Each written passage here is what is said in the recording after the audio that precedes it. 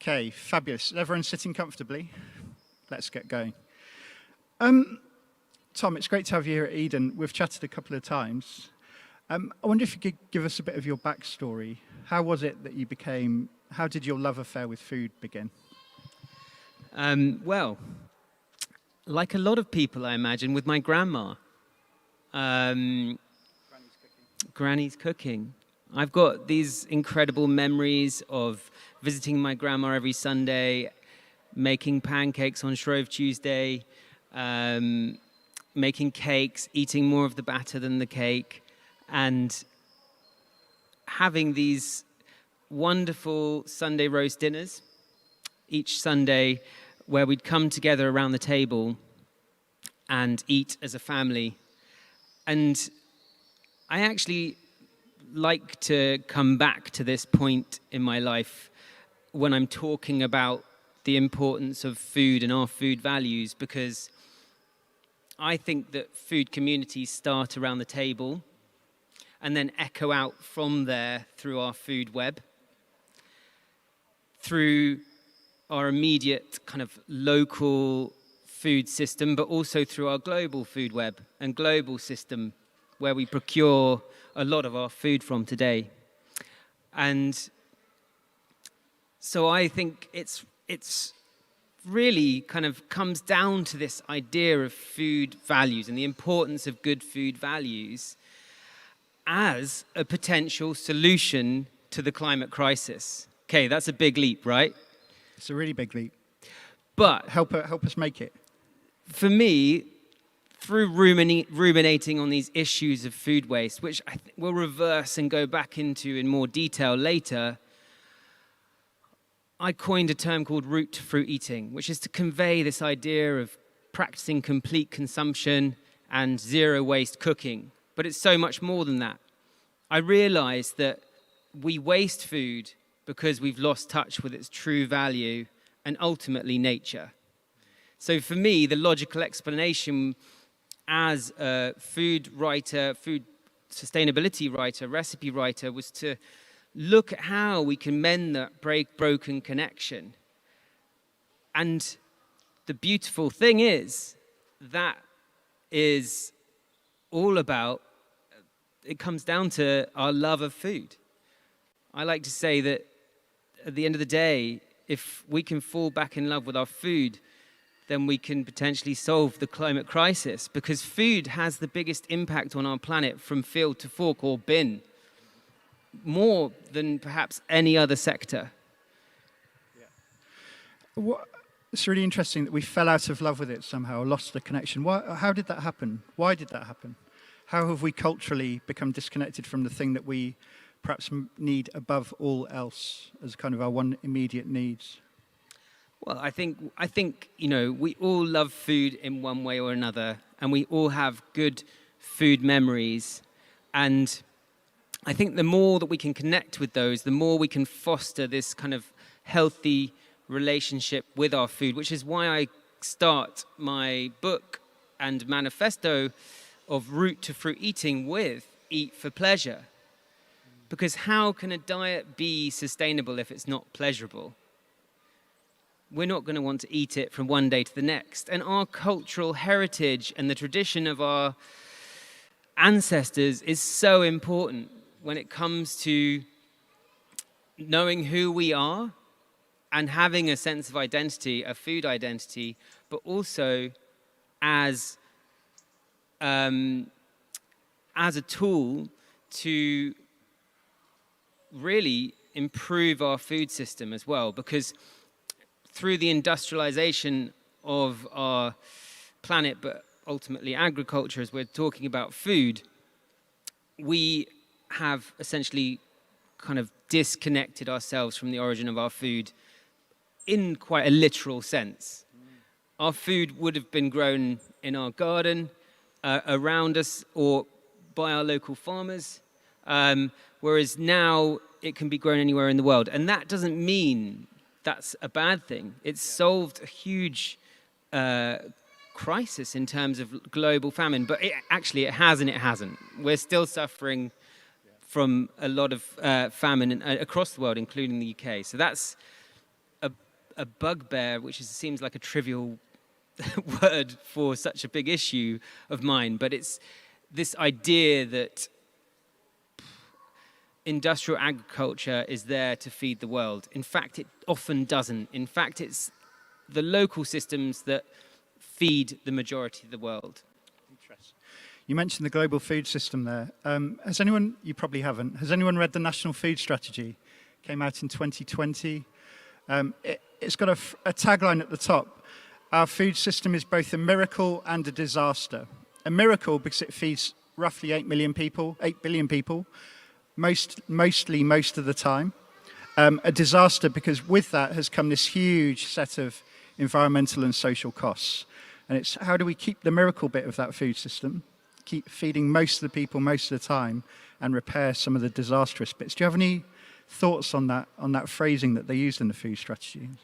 Yeah, I think when we spoke before, you asked me what I thought about big agriculture, and I think if I'm completely honest, I think they are the villain in this situation, but they're also the solution, because the scale that this food system works on is just almost unfathomable.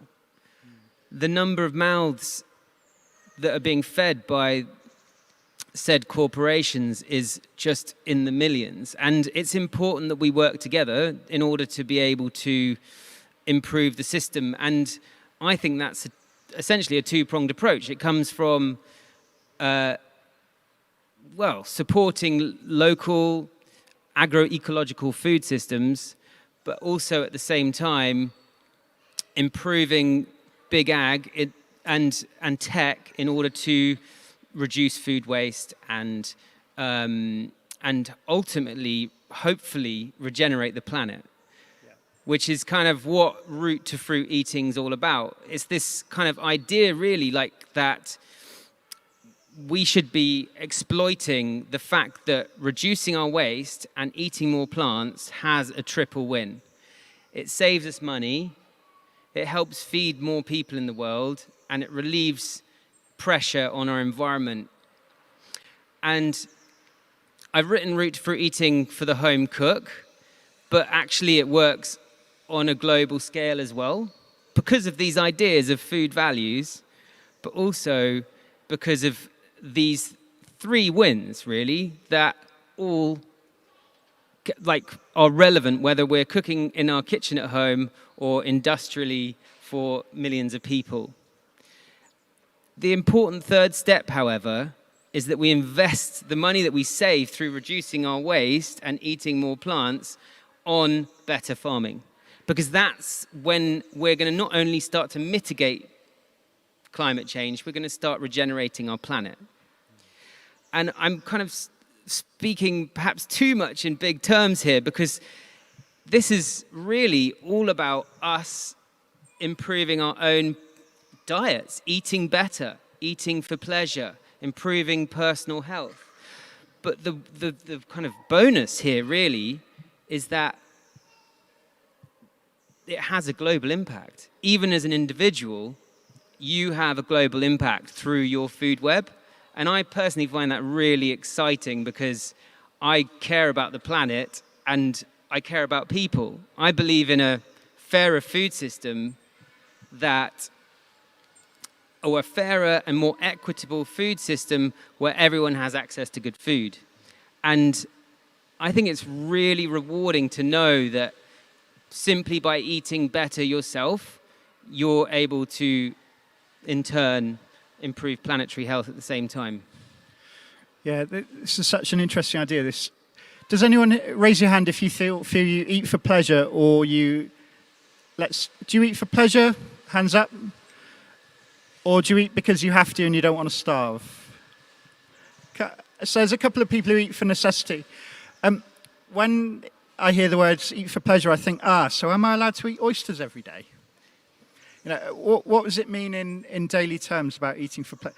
Because some meals are tedious, aren't they? Breakfast for me is quite tedious. How do I turn that into a pleasurable experience? Lunch is, again, snatched often between emails or sigh or that kind of thing. How do we transform some of these tedious food experiences into pleasurable ones?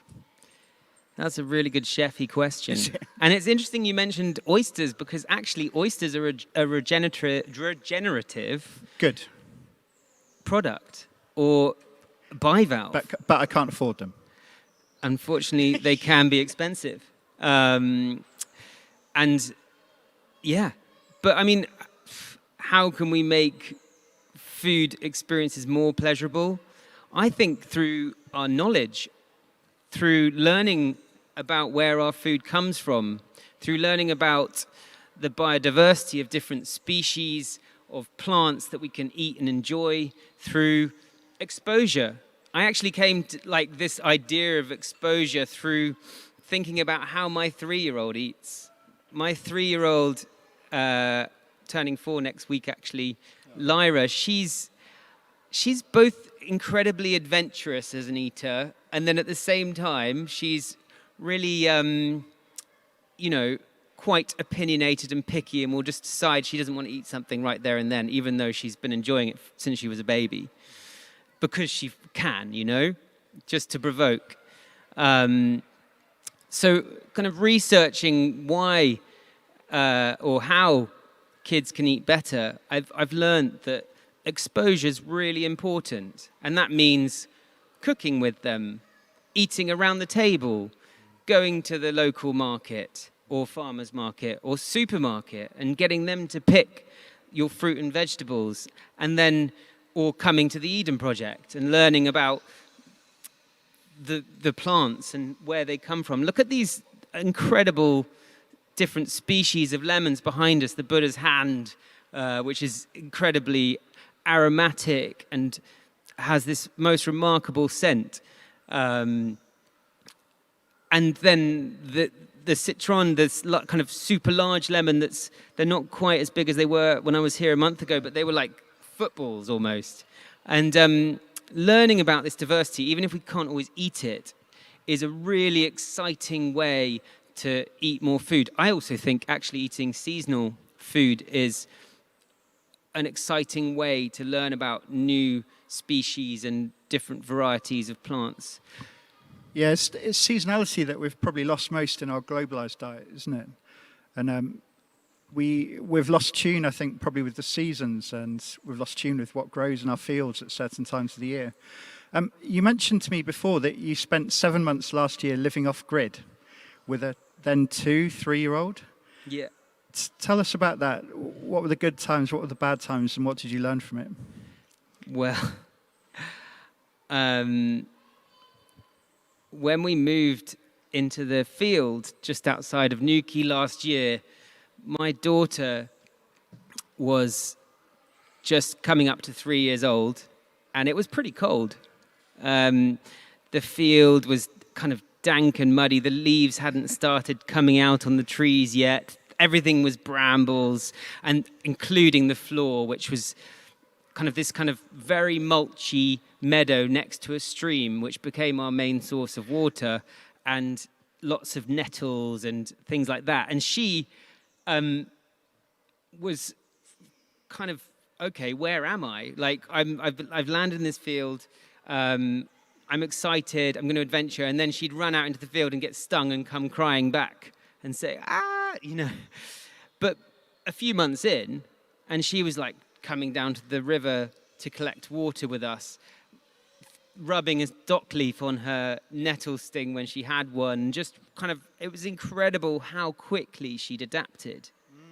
And us, to be frank. I mean, to be honest, living in a field as a family without any mains, electric or water or gas, was challenging. And do you remember in lockdown, suddenly every week there was a new program about Cornwall on the TV? Everyone was doing programs about Cornwall.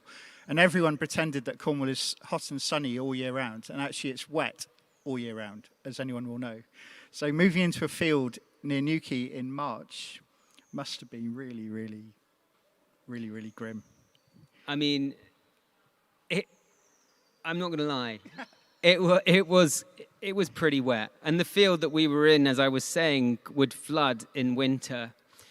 So that was all tricky. But I mean, to be honest, it was a beautiful experience, and we loved living in Cornwall again, and the challenge of fetching our own water and cooking outside every day, and all these things that really kind of brought us together as a family. What do you think you most learnt from living that way? It's something that probably lots of us, many of us romantically would think, oh, I'd love to do that. But then if the opportunity arose, we'd probably go, actually, no thanks. What did it teach you most about the modern world and what's gone wrong and how we can fix it? Well, I think what struck me most was this reliance that I and our family had on modern amenities that we felt like we didn't actually need after living in the field for a few months. So we were using 150 litres of water a week between us as a family instead of 150 litres a day each, which is the modern use per capita. And we had like a little solar generator which we'd use just to power our phones and toothbrushes, and that was about it. So we were just kind of minimizing our dependence on these kind of resources that are or do have a large impact on our environment, which was, quite telling, I think. And have you taken those lessons into your life now? You don't still live in a field, so what? No, although I would like to live off-grid again, and maybe permanently. I think if I moved, I'd wonder if I could even do it in an urban setting, through kind of solar panels on the roof and cutting off the gas. And because to be honest, I mean, the cost of living is obviously increasing, and many people are struggling, including myself and my family, with the cost of our bills and things like that. And wouldn't it just be lovely to cut off the gas, cut off the electricity, and become self-sufficient in your in those kind of core resources, so like solar panel, gas or wood and water. If you had, but I guess obviously you're not going to be able to drill a borehole in the city. But yeah, it's something I'm interested in trying to do. Has anyone else lived off grid, or who's wondered about it romantically and then reject? Lots of people. Yeah. I don't think we can underestimate how hard it would be. And summer in Cornwall is probably about the peak time to do it. Winter in Cornwall or winter in the Highlands of Scotland or something could be a bit different. I want to circle back to this phrase that you've used a couple of times about being an eco-chef. And what does it mean to be an eco-chef? And how did that phrase arise, I suppose? I mean, quite literally, what I mean by eco-chef is that I take an ecological approach to my cooking and to chefing, because I personally think that our impact on the environment and the ethics of our food is essentially more important than the taste. Now, that's a controversial thing for a chef to say, but the reality is that one supports the other. There's this beautiful synergy between the quality of our food and the ethics of how it was grown to the taste and the environmental impact and the health benefits of that food personally and environmentally. So it's this win-win situation. And, you know, you might say, okay, but that food costs more. And the reality is it does, more than a hyper-processed diet. But a hyper-processed diet is going to make us super sick and is making the planet sick. So that's kind of the two main factors that I've taken into consideration when it comes to root to fruit eating, is that the barriers we have as individuals are, the two main barriers are time and money when it comes to the food that we cook and feed ourselves. And so that's why this idea of root to fruit eating makes so much sense, because by eating from root to fruit, reducing our waste and eating more plants, we're reducing the cost of our food dramatically. And then, of course, if we can use that budget to buy better food, then we have this cost-neutral, climate-positive cuisine and way of eating. It doesn't quite acknowledge the fact of time being an issue, but personally, I think the more time we can invest in the food we eat, the more the benefits that we'll receive will be so abundant. And of course, as well, like, we can cook very quickly by simply, well, what I like to say is that the better our ingredients, the simpler we can cook them. An amazing kale or cabbage that's been grown well will taste wonderful, simply steamed and tossed in butter or olive oil or your favorite preference. So we're in early May, the kind of beginnings of the British summer. What's in season right now if we were to go out and eat the most seasonally we could right this minute? You're putting me on the spot now. I'm a little bit, sorry. No, it's good. I should mention at 12:30 the Coronation quiche, perhaps the biggest Coronation quiche in the whole of the UK. 65 eggs, is it? 65 eggs is going to be cut and served as part of the big lunch. So please come and join. Now, I actually quite like, I was going to say Prince Charles, but King Charles, because he's always had an interest in food ecology and seasonality, and has had this wonderful green agenda throughout his whole career as a prince. And so I think that's brilliant. He's done a lot for the environmental movement, but they've made quite a big faux pas and they've put broad beans into the Coronation quiche and called it seasonal. And I think that's why he picked this recipe. He thought, I'm going to create a seasonal recipe as my recipe. But broad beans aren't yet in season. They will be soon. We're going to get cut off in a minute, aren't we? Karen. So, yeah, my point is that I love seasonal food, and that actually broad beans aren't quite in season now, but what is three-cornered leek, which is growing all around the site here. You might notice as you're walking down some of the lanes or around and about that there's this kind of wonderful pungent garlic smell.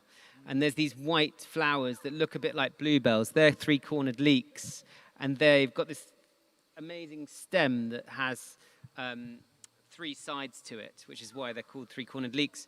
And but they are more like a kind of wild garlic, essentially.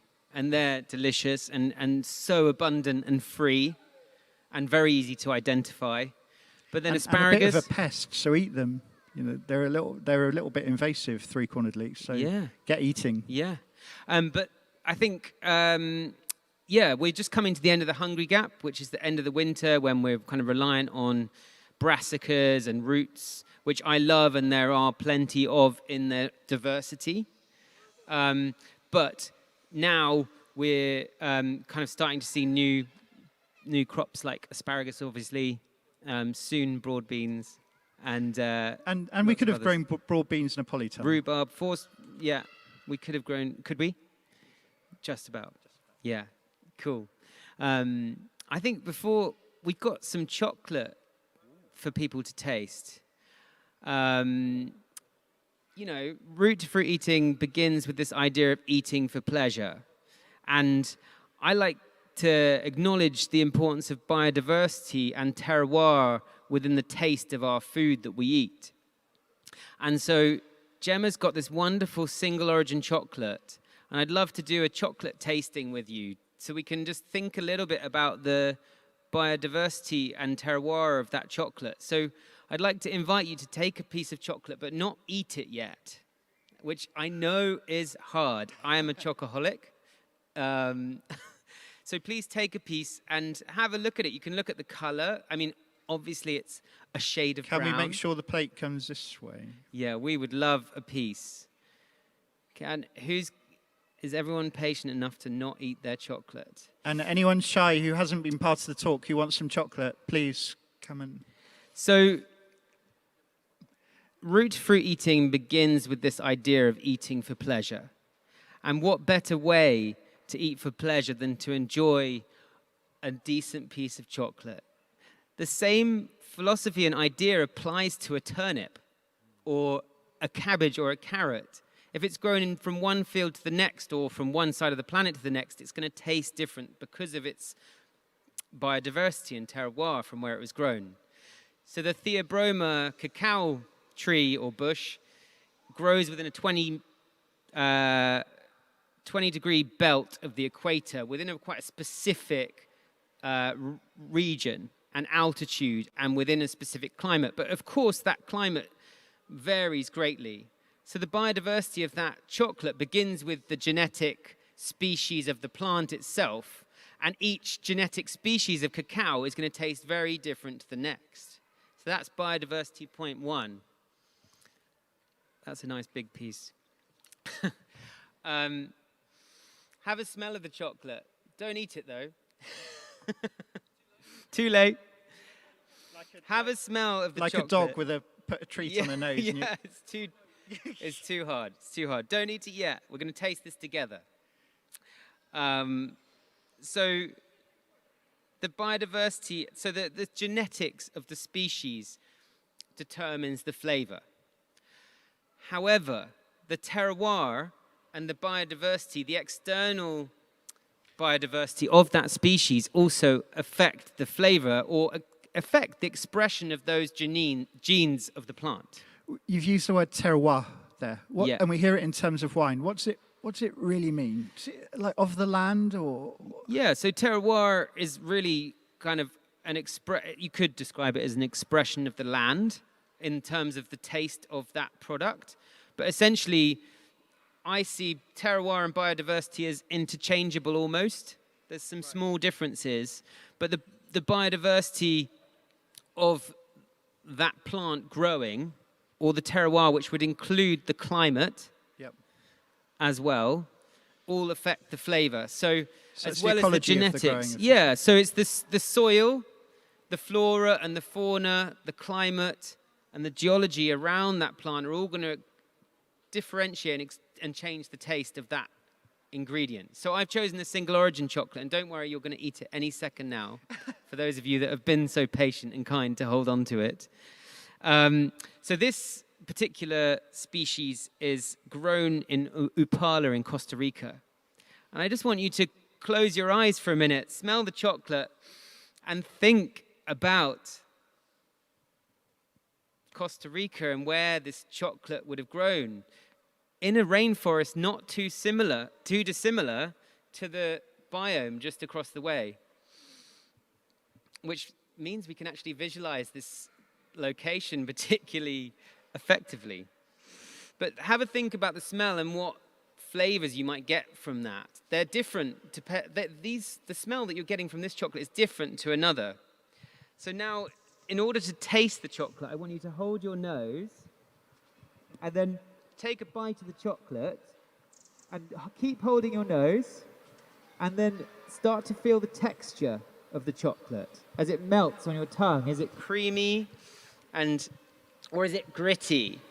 How does it feel? How does it taste? And then I want you to release your nose, and you should get this massive, intense kind of flavor explosion. And that flavor that you're tasting is the expression of that plant's biodiversity. And it'll be different from one plant or one cacao to the next, depending on where it's grown. Lovely. Who enjoyed that? I should eat mine. You eat yours, Tom. The Mayans and Aztecs had it right, I think. Chocolate was part of their religious ceremonies. And that might be where we've gone wrong a bit. We lost chocolate from our religious ceremonies. We need to bring it back into a spiritual experience. That's really good chocolate, eh? It's really, really good chocolate. Very, very creamy, not gritty at all.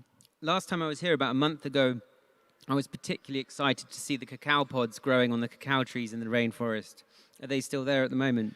Yeah, there's some pods developing. If anyone goes into the rainforest and finds the cocoa exhibit, you should see some orange rugby ball type things growing straight on the trunk, and that's where chocolate comes from. And we also have a Costa Rica exhibit, which is up at the very top end of the rainforest biome, because we have a really cool project in Costa Rica about restoring degraded agricultural lands. So, Oh, wow. good tie-in. Thanks. Nice. Yeah. So I think kind of the reason I wanted you to try that chocolate and think about this idea of eating for pleasure is because like for me as a chef in particular, but as a food lover and home cook, food starts with this idea of pleasure and eating well. And that doesn't mean it has to cost a fortune. In fact, if we eat these foods in moderation, I personally only like a kind of strong flavored, high cacao content chocolate like that. Just a small square satisfies me rather than like I will definitely eat a whole bar of Tony's Chocolonely or like, you know, Cadbury's if it's put in front of me because of the sugar content. And it's not necessarily that great. It's good and enjoyable, but actually, if we can moderate and eat a little bit better whilst reducing our waste and eating more plants, we're essentially creating this cost-neutral diet whilst improving the quality of the food that we eat. Yeah, I think this is when you're talking about this, times are also tough for me in my household, and times are tough for lots of people. And I feel it's food and what we spend on food that's one of the first things to get hit. One of the first things to spend a little bit less money on, and maybe to buy slightly less good food than before. Any words of advice for people struggling with their food budget, or where to direct that money? Yeah, I mean, thankfully, reducing waste and eating more plants are two ways that we can save money. If we haven't got the excess income to then invest that in buying better food, we're still contributing well to our own health and the health of the planet. And so it's as simple as that, really. It's like, how can we reduce our waste? How can we love our leftovers? And then that will kind of lead to a better diet immediately. And there's some good ideas in here about how to cut down on waste and stuff, aren't there? Absolutely. We've got about 15 minutes left, Tom. So I thought now would be a good time to open up to questions from the audience. But can I go first? Please. While you all think of a question, then perhaps we'll run around or ask you to shout. If you've had a bad week, loads of unexpected bills come in, maybe parking fines, something. What's your go-to meal at the end of the week to make you feel better? What's your comfort food? My comfort food? Well, I'm quite practical and will create a big zero-waste stew out of everything that's left in the fridge. I love like super spicy Asian-style broth. Oh, nice. And those kind of soups and stews are really adaptable, so you can use up what you've got in the fridge beyond what you might think. So like a Swede, for example, would be delicious in an Asian broth, or a turnip, or some beetroot leaves, or whatever you might have lurking in the back of the fridge. And I find that kind of food really comforting and delicious. And so that's what I might go for. Nice, I like the sound of that. Who has got a comfort food they'd like to shout out at us? Yeah. What's your go-to comfort food in the audience? Mine's dal, I think. Spag bowl's definitely one of mine. Sweet potato. Cooked how? Roasted butter? Olive oil? Ooh. Oh, wow. Lovely. Anyone else? I love roasted sweet potato. So does my daughter. Who has got a question for Tom from the audience?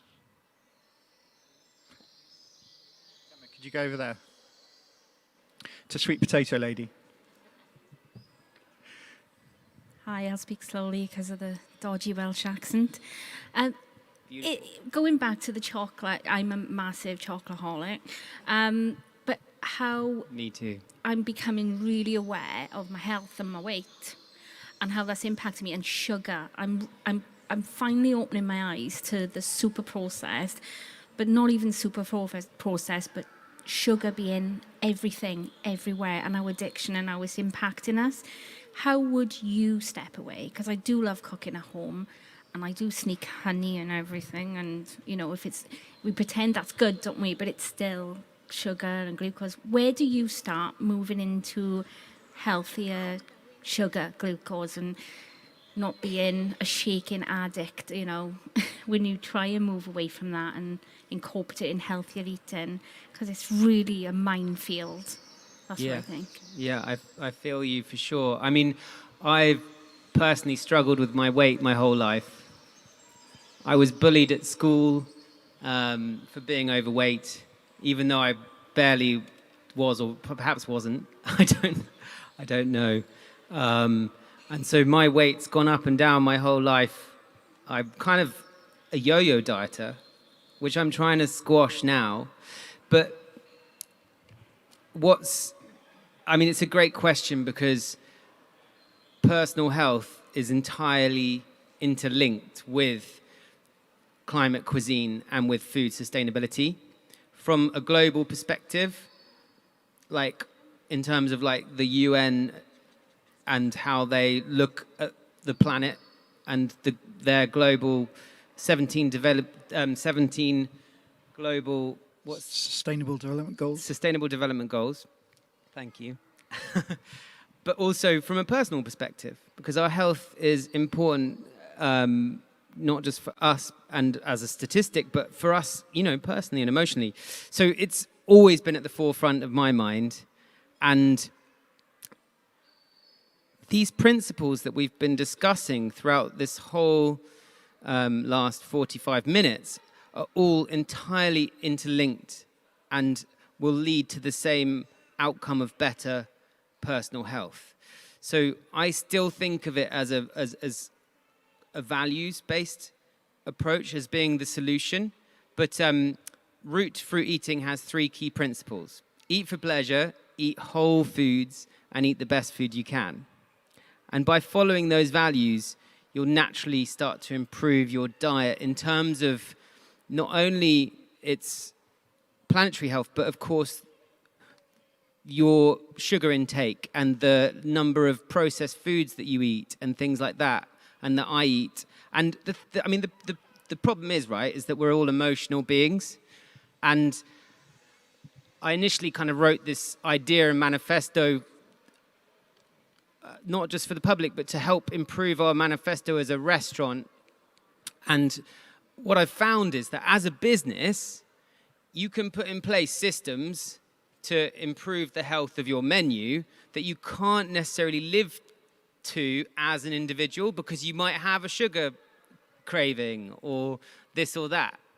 So, but what I do know from a practical perspective and from my own kind of weight loss journey is that through eating more satiating whole foods and avoiding processed foods that may have high sugar content, whether that's actual cane sugar or simple carbs like white flour, we default to this idea of whole foods. So we'll eat a whole food pasta by default. We'll eat whole food bread.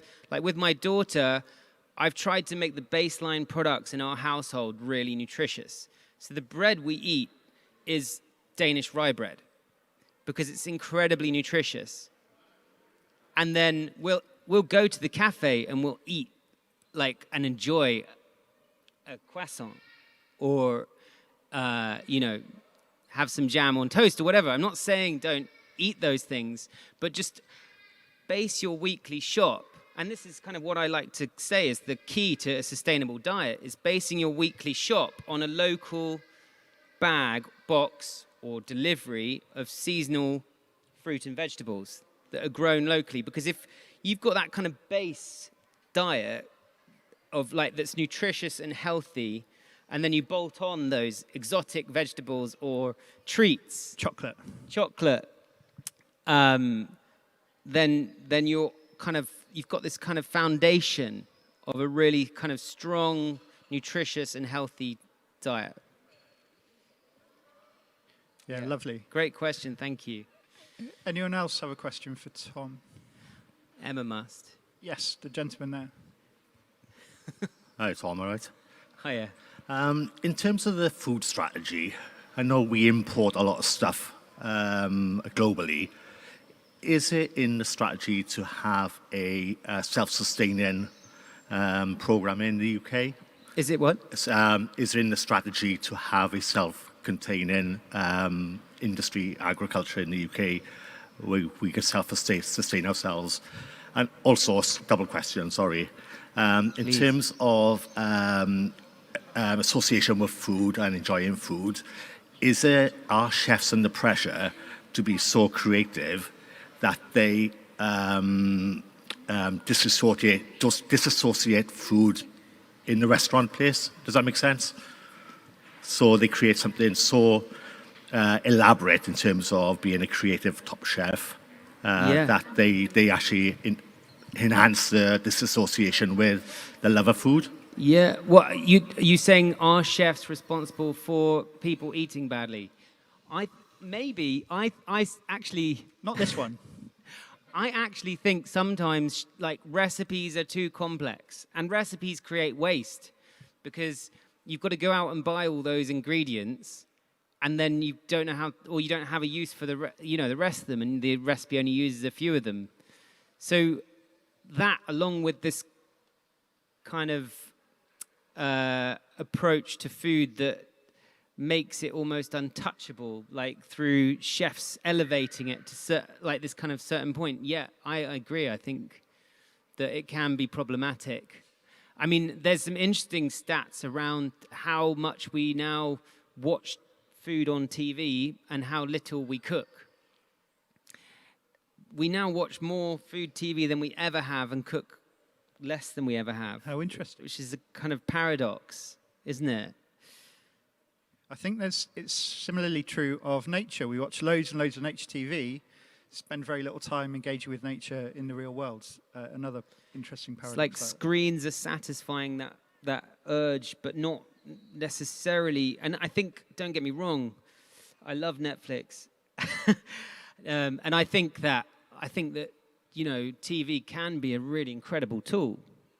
But of course, if it replaces these, real life, then not so much. And there was a piece in there about self-sufficiency. Do you mean as UK or?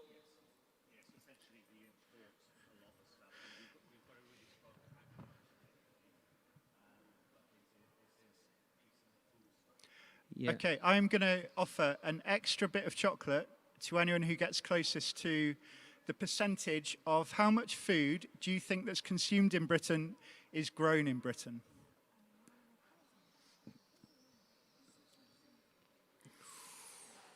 Any advance on 60? Colder? Colder? Colder? Or it seems to be somewhere in between you two. You might have to get 2 bits of chocolate. It seems to be about just under 70%, which is much higher than most people think, right? Most people think, oh, we're importing everything. Actually, we've got a really, and this is talking from a British perspective, we've got a really strong agriculture industry in Britain. What seems to be the problem is that we might be growing some of the wrong things in the wrong place, so we're not quite making the best use of land. And one of the ways in which you might fix this is growing things ecologically, as in growing things that are meant to or easily able to grow somewhere, rather than trying to force stuff. Because it's in the forcing of stuff and you get into added chemicals or maybe added water, and that's where some of the environmental costs come in. So I think we've got to get a bit better in tune with our local ecology and growing that as a means to get better sustainability outcomes all round, in fact. Do you have any thoughts about all of that stuff? I had no idea it was as high as 75%. Yeah, about let's go for 70, and then we'll split the difference between really, these two. Yeah, inspiring, I think. Yes, lady in the blue. Hang on, sorry. I can project my voice. Mike, maybe the mic, if you don't mind, because there's an online viewer. You mentioned turnips, which were mentioned by a certain politician earlier I on. thought you were going to say Baldrick then. No, in the year. I'm just interested in your thoughts. It's actually linked to what you've just said on polytunnels, because there was this issue that we couldn't get tomatoes when we wanted them earlier. And I was really in two minds about that, because should we, in say, that region in Spain, be full of polytunnels trying to grow a particular fruit or vegetables at that time? I'm just curious in your thoughts about that. Yeah. I I mean, think that's an addition. Hey, just to nick the Yeah. mic. And apparently we import quite a lot of chicken as well, which sounds stupid. So yeah. Yeah. Well, I mean, I share your concerns for the production of fruit and vegetables in, I think it's all across the south of Spain, but Murcia is one region. And if you see the aerial pictures of the landscape, it's just kind of scarred with polytunnels, like to a massive degree. And it's quite shocking. I think also the working conditions there are particularly bad. But I mean, you know, as an advocate of seasonal British fruit and vegetables, that's my answer. And so I think starting with those seasonal vegetables and then bolting on the tomatoes, or not eating them at all, is a great way to do it. I mean, I personally think, although asparagus is available all year round, it's grown in Peru and under kind of, which puts ecological stress on the environment there. Not all imported food is necessarily bad for the environment. I think it's important to say. And it's also a necessary part of our food system.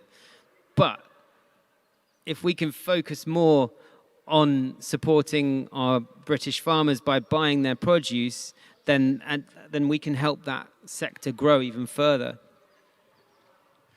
Fab, great question, great answer, Tom. Lady with the mic there. I've got a two-part question as well. Backtracking a bit to the love of eating food, how do you cope with teaching children the love of cooking food and the love of actually going out into the garden and picking salad leaves that you've grown in a bucket and bringing them in and sprinkling them on the top of whatever you've made? And the other one was, I've lived in France for a considerable length of time, and although we weren't self-sufficient, we were pretty well. And the French only eat seasonally. At the moment, the only vegetable they will be eating is asparagus in the area we were in. And then they'll have apricots, and they will gorge on apricots, and then they will gorge on strawberries. And if you do that, you don't want them again until next year. Yeah. So your seasonality works for itself. Yeah. And I feel that way about a kind of good British tomato. Like, if you wait until it's in season, then you're waiting for a beautiful and delicious thing. And then you're going to gorge on it and enjoy it and take so much pleasure from that by the time it's done, and by the time your pumpkins start coming in the autumn, you're going to be like, wow, great, let's eat lots of pumpkin. And the different varieties you get of pumpkins are I was with infinite. you all this last hour until you started. Squash. You don't like squash? I'm not big on the pumpkin. Yeah. But to answer your first question quickly, I think you answered it yourself.